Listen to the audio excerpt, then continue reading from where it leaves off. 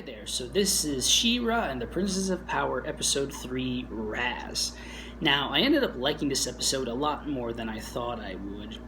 And that is mostly because, as the episode started, I wasn't really impressed. Very basic plot, but as it went on, and by the end, I was fully on board with it, and I loved it. Probably my favorite of the 3 episodes so far.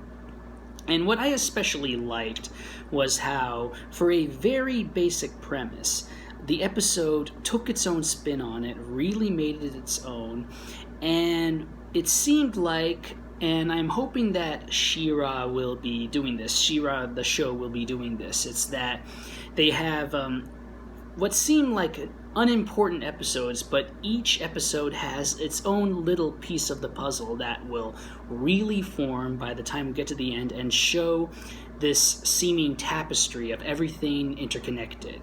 To quote Kronk from The Emperor's New Groove, I really hope that by the end I will be like, oh yeah, it's all coming together. I think that's the right quote anyway, but anyway, that's beside the point. So yeah. And what I really loved about the episode, and it's a lot more layered plot, tied into the titular character of the episode, RAZZ. So RAZZ seemed like the typical crazy old hermit, but she knew a lot more than she was letting on, and I am really hoping that RAZZ will come back in the show at some point. She is just too good of a character to let go, and she knows a lot more. From her actions, from what she was saying, yeah, she really needs to come back. And the fact that she was voiced by the one and only Grey Griffin certainly helps matters. Grey Griffin is probably one of my favorite voice actors out there right now. But what especially surprised me, and I didn't expect this, is how the conflict between the good guys and the bad guys is not so clear-cut as you would think for these types of shows. Especially for She-Ra. If you remember the old show in the 80s along with the original He-Man, for the era, those shows were extremely basic. Black and white, good and bad. No complex layers, anything about it, just very simple, good guys beating bad guys. Good guys are good, bad guys are bad. It was just very simple. But this show really took me by surprise because things are a lot more murky when it comes to the war between Bright Moon and the Horde. With the episode as it went, we, especially thanks to RAZZ, we got to see how, when it came to Bright Moon and the princesses, the way RAZZ put it, it seemed as if they were good guys, but they were very prideful and isolationist. They kept to themselves, they just cared about protecting their own territory, and all of these villages and regular fantasy folk got caught in the middle.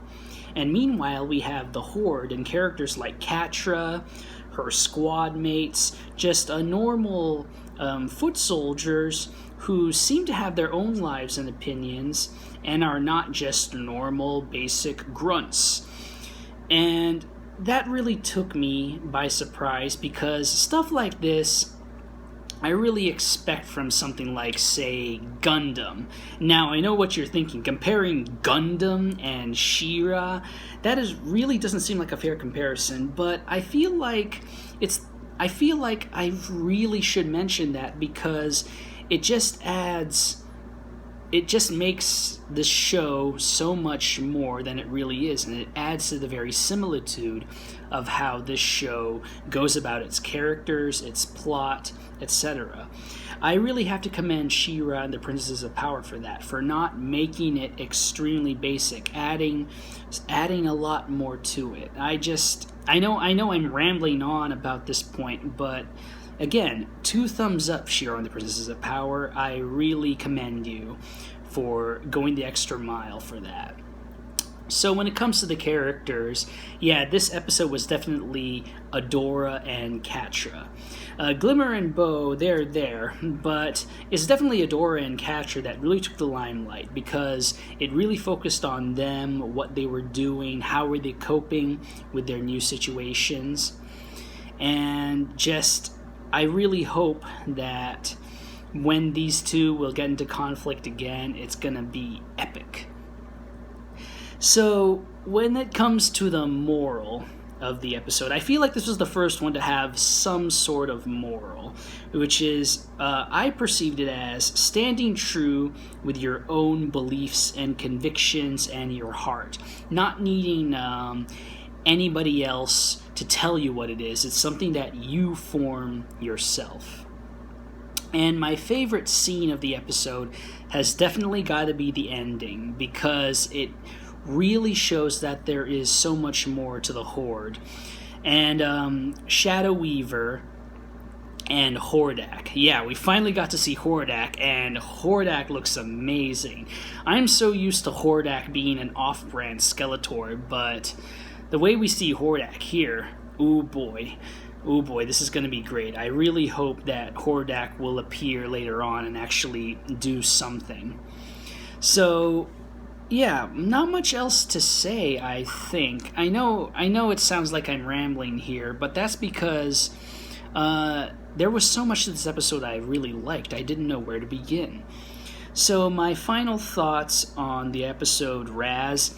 Yeah, it's a really good standalone plot that has tons of consequences down the line.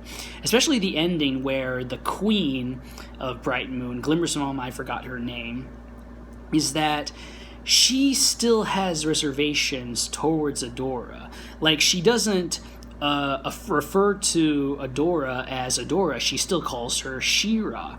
The legend of She-Ra is this huge thing, and yet the queen is puzzled why She-Ra, this princess of power, would be shown through this Horde soldier.